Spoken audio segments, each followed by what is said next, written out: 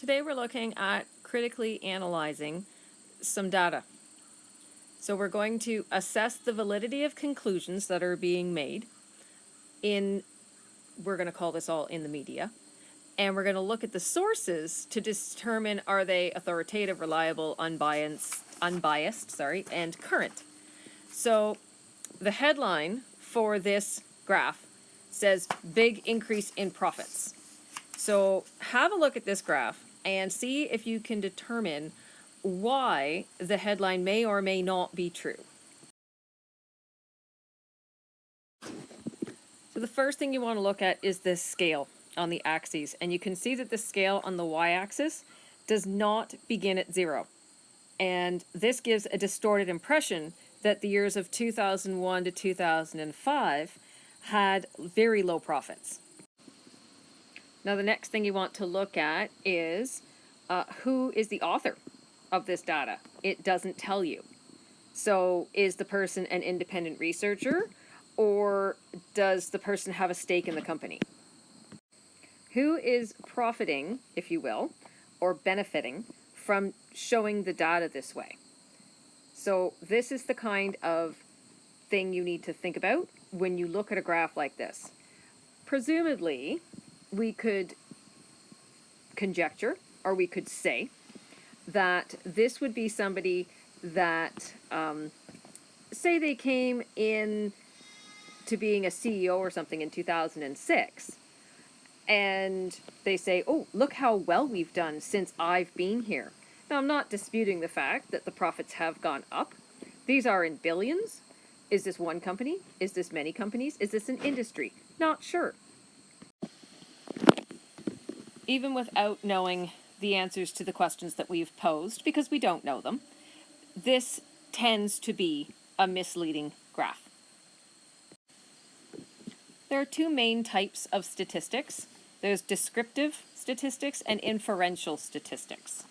Descriptive statistics tend to be more reliable. Descriptive statistics tend to describe or summarize characteristics of known data. So they're not trying to infer anything from them. They're just saying, here's the data. These are percentages. It tends to be very quantifiable and easily determined. So here's an example. Based on a census of school data, the average height of our class is 171 centimeters. Okay? So that's just looking at the data. They've measured everybody, and they said average height in our class is 171 centimeters. Inferential data can be less reliable, and it tends to be statistics that treat known data as a sample and then use it to draw conclusions about a larger population. Because inferential statistics use a sample, all of those potential biases that can come into effect determined by how the sample was created is what can make this unreliable. So here's an example. Based on a sample of grade 12 class of 20 students, the average height of students in Waterloo, Oxford is 171 centimeters. So see how they're now taking an average sample of 20 students and extrapolating that to an entire county. That is not really very reliable.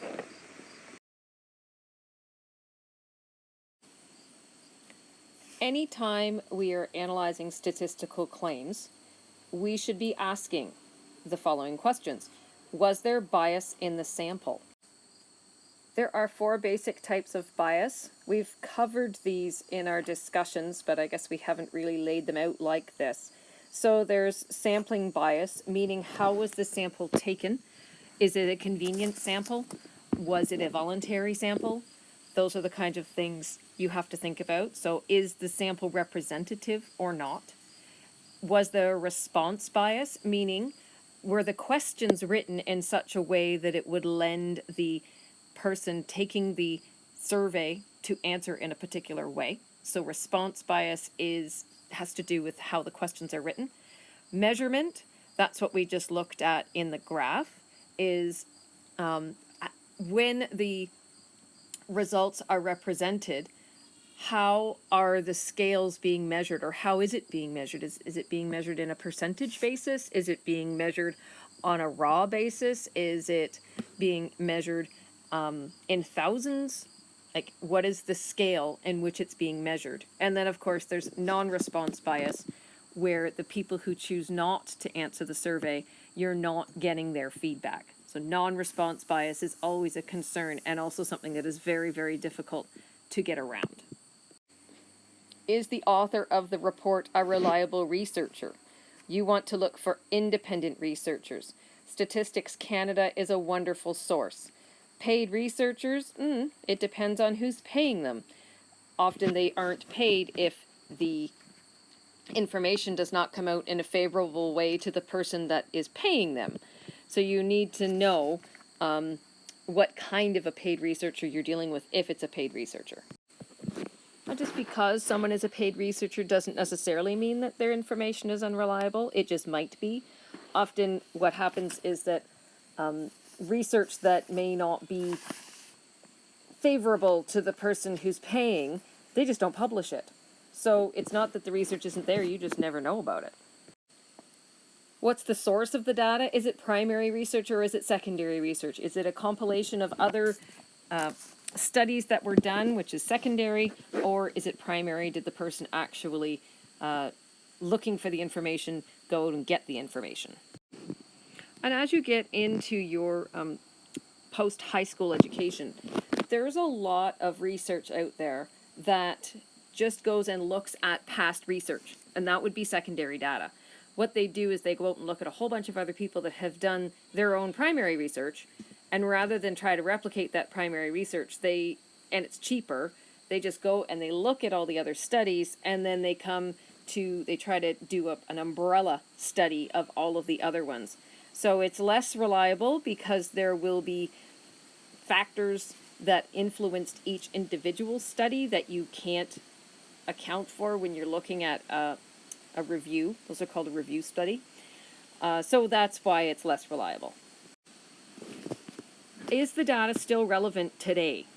If you asked a question in the early 1900s about what they thought the projections were for buggy whip manufacturers, the answer would be very different than today. Of course, everyone was using horse and buggy in the early 19th century. Today, very few people drive horse and buggy. They do, there's just very few of them. So you have to make sure that the information that you're looking for is relevant in the environment in which you're trying to use that data. And lastly, was there a bias in analyzing the data? Think back to those correlation is not causation graphs that I showed you, and how there was, which was it? What Nicolas Cage comparison, where there was more people dying in car accidents every time there was Nicolas Cage appearing in a movie. So you need to check to make sure that they aren't identifying a correlation that doesn't exist, right? Correlation does not equal causation. There's also a lot of things when the media gets in hold of a scientific study. The scientific study often does not make the claims that the media does. So look for the bias in analyzing the data. So now we have a couple of case studies that I would like you to work through, and I will post the conclusions, if you will, for these, but I would like you to work through these. You can work through them together. You can work through them online together, but I would like you to have a look at these case studies before you look at the conclusions of the case studies. Give it a go, have a look through it, and then come back. I will talk through it on a video. But again, please just have a look at it yourself first. Try to work on it with a pal and see if you can't come to the same conclusions. So case study 1, a sales manager tracked the number of sales called made by her sales team and the resulting number of sales contracts. What I'm going to introduce you to here, and we will do it in class, is using Desmos to do linear regression.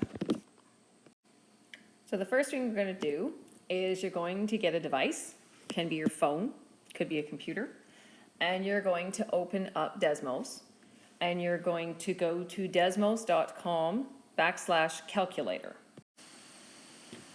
So I can't flip between this program and Desmos live, unfortunately. So what I've done instead is given you screenshots, and it's really very simple to use. So I also have put this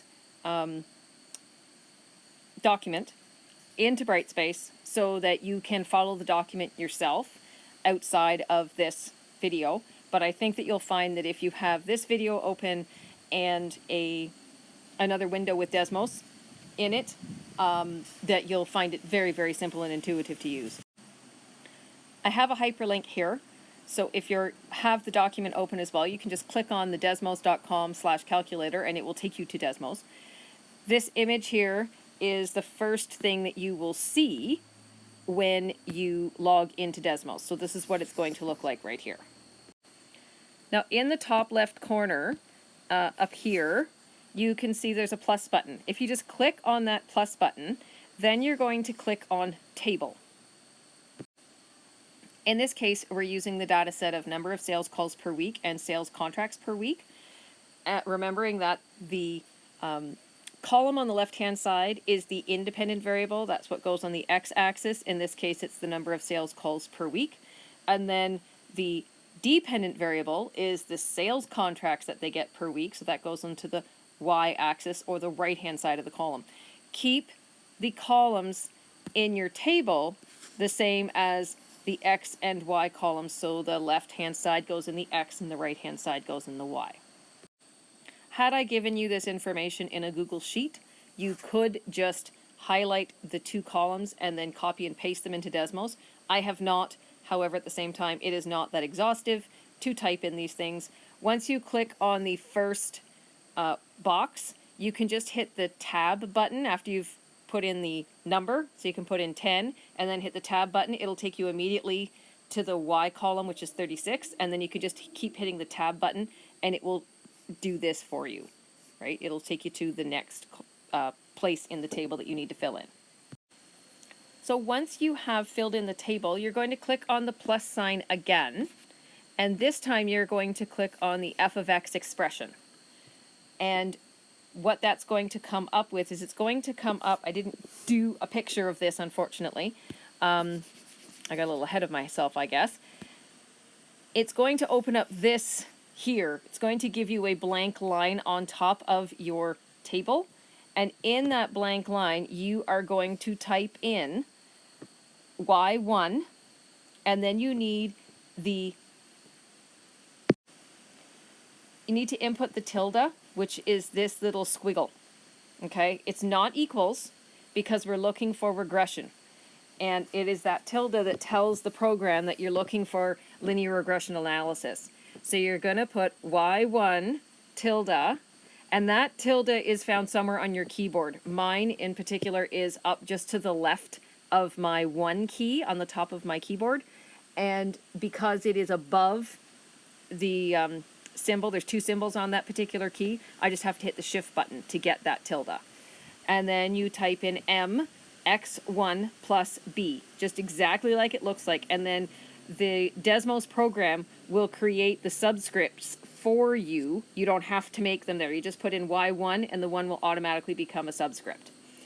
And so once you do that, or as you're doing it, it starts to build your linear regression analysis. And so it's going to give you your correlation coefficient, or that R value that we talked about. And it's going to give you your M value, and it's going to give you your B value so that you can create your equation. As your regression is building, you will find that on the left-hand side of the screen, on the right-hand side of the screen, you'll see a line that starts to appear. Well, often your scatter plot points won't be visible because Desmos defaults to a 0, 0, and then going up by ones. Well, as you can see, we can't, if we go up by ones, we're quite a ways away from our data points. So if you just click on the negative sign over here, what it will do is it will scale out until you can see your data points, right? It'll zoom out for you. And once you've zoomed out and can see your data points, now you can just click and drag so that your axes are over here on the left-hand side of the screen, not so much in the middle. And now we're going to play the how can we change our data look game by changing the scale of our axes. So in order to do that, you need to click on the wrench that is just above the plus sign. And when you click on the wrench, this menu will come up. The one on the right, it says at the top projector mode. Projector mode is a good, I didn't use it, but it is a great way. What it does is it thickens up the lines and it bolds the numbers. So that if you want to copy and paste or do a screenshot, like I have been doing here, if you want to do a screenshot, projector mode tends to give you a nicer picture, okay? So as you can see here, we've got the default X and Y axis values. See how it goes from -15 to 123 on the X-axis? Well, that's ridiculous. We don't need it to go all the way to 123 on the X-axis. Our numbers stop at like before 25. So we don't want it to go all the way to 123. And same with the Y-axis. The Y-axis goes from -12 all the way up to 71. Well, that's not as out to date or out of the ballpark as that we would like, but we don't need it to be quite as low as -12.7. So what I'm going to ask you to do as you're following along with this in your own copy of Desmos is I want you to change the -15.39. You just have to click on it. It'll highlight it. You can change it to -2. So that'll be our minimum X-axis value, and change the maximum from 123.7 to 25. You're going to add a step. There is no step in this, and this is where you add the step. I would like you to add a step of 5 on the X-axis and a step of 10 on the Y-axis when you get there. We're going to change the Y-axis to read a minimum of -2 and a maximum of 70, and add a step of 10. And then you're going to get to see what that magically does to your graph. So to get rid of this menu, you just have to click that wrench again. So if you click the wrench a second time, this menu will disappear. So when you have adjusted your X and Y axes over here and given them a step, that's what your chart will look like. After you click on that wrench again, this is what your graph is going to look like. See how different that is from what we had up here? See how much flatter the graph looks now? And this is how they baffle you with BS in the media. They play with the scale. So now you're going to use this information, and we're going to go back and we're going to look at the questions that go with this case study. So if you have your Desmos open, you can see that in the regression analysis, the M was 2.16, the B was 12.63, and we can just pop those into our equations. So using our linear regression, she found the equation for the line of best fit to be Y equals 2.16C plus 12.63.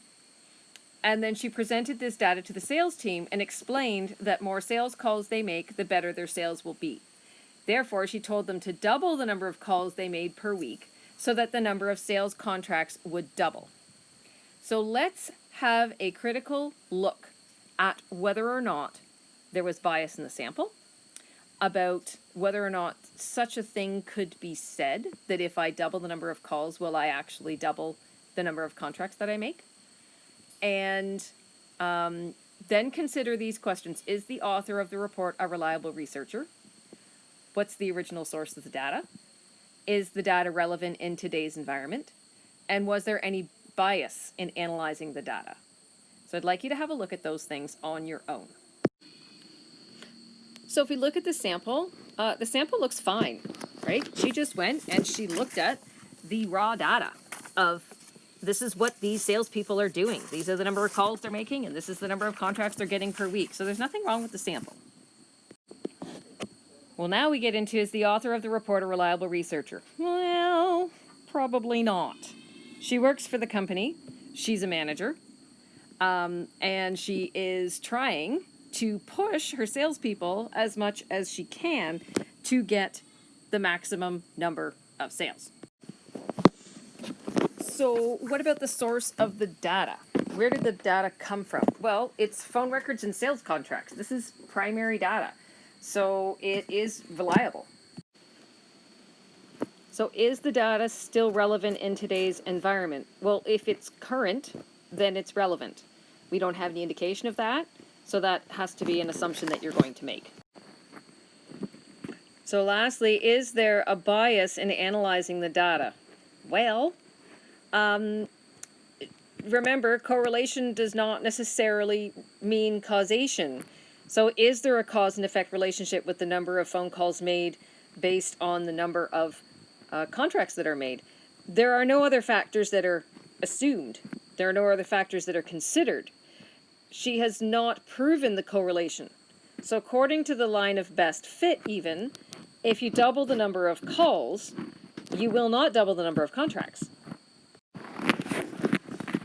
I can't tell you, having worked in sales before I went into teaching, this is also a very common thing to hear from a manager, that the more things that you put into the pipeline, the more things that will bear fruit. And it's not that it isn't true, but doubling the number of calls does not necessarily double the number of contracts anytime. So here's our second case study. A stress management clinic in a city of 250,000 people wanted to find out if there's a relationship between the number of hours worked in a week and job stress level. So they hired an outside agency to collect the data. The agency randomly selected 2,500 adults who work in the city. They asked them to state the number of hours they work and rate their job level of stress from 1 to 10. Here's the graph they give. We've done a linear regression, or they've done it for you. There's a line of best fit. Now remember that the correlation coefficient has to do with the distance, more or less, of the data points from the line of best fit. So the closer the data points are to the line of best fit, the higher the correlation coefficient. So based on the data collected, the clinic concluded that there was a strong positive correlation between the number of hours people work per week and the stress level of their job. We believe that an increase in working hours is likely to cause an increase in stress levels. So let's have a look at the graph and see, you determine, do you think it's a valid conclusion? So ask yourself these questions. Is there bias in the sample? Is the author a reliable researcher? What was the original source of the data? Is the data still relevant today? And was there bias in analyzing the data? So I'd like you to have a look at this and tell me what you think. Now have a look at some of the things on this chart in particular, right? So let's have a look at where it starts. Well, they have not, sorry about that. They have not interviewed anyone that was working less than 40 hours a week. There's something to consider. They also do not appear to have interviewed anyone that says that they work with more than 80 hours a week. Okay. Is there a general positive trend in the stress level versus the hours worked? Well, it would appear yes, right? Because the more people are working, it would appear they're saying that the higher stress they have at their job. So you can see how they could have made that conclusion. So first question, is there bias in the sample? Well, they're looking at a city of 250,000 people, and they selected randomly 2,500 adults who work in the city. Right there, they're selecting 2,500 adults. It's a big sample size, right? But they're only checking with people who work in the city. So right there is a bit of inherent bias, and that would be partially convenience, I would think, because it's easier to find people who work probably relatively close to where this company is. So they hired an outside agency, and the agency did the survey. So when we look at all those things and look at our questions, is the author of the report reliable? We don't know. They didn't do it themselves. They hired somebody outside to do it. So it's, in that case, slightly more reliable. because the outside agency doesn't have a vested interest in the results of the study. And remember, this is a stress management clinic, so they're looking for a particular bent, if you will. So by hiring the outside agency, they could have eliminated that bias. Then, what is the original source of the data? Well, they did a survey, so that is primary research, and so that is going to be decent, one would like to think, right? So that the source of the data is good. Is it still relevant in today's environment? Again, if it was current, then it would be. And was there bias in analyzing the data? That's up to you. Now you get to determine, was there bias in analyzing the data? I would like to think that this is actually a pretty well thought out. They haven't made any grandiose claims, right? The clinic just concluded that there is a positive correlation between the number of hours worked and the stress level. Keep in mind, when we go to, is there bias in the sample? All they did was ask for the number of hours a week worked. There's no indication of what this job is. If I'm working 80 hours a week, sitting on my butt doing nothing, there is stress in working 80 hours a week. That's a lot of hours. However, the job itself isn't that stressful. So they didn't look at any other factors apart from number of hours worked. So maybe I suppose they're saying, like, they haven't said anything except for stress level versus number of hours worked. But there are other factors that could be coming into this. And again, like I said, it doesn't appear that they asked anybody that's working under 40 hours a week. So I bet that this scale, if you asked people who were working less than 40 hours a week about the stress of their job, it would probably, the graph would probably go back up like this. Because if I need to pay the bills and I don't get to work enough hours, then I'm going to have stress at my job because I'm not getting enough work. So there's things to consider. So now we'll go and look at some more case studies in your homework.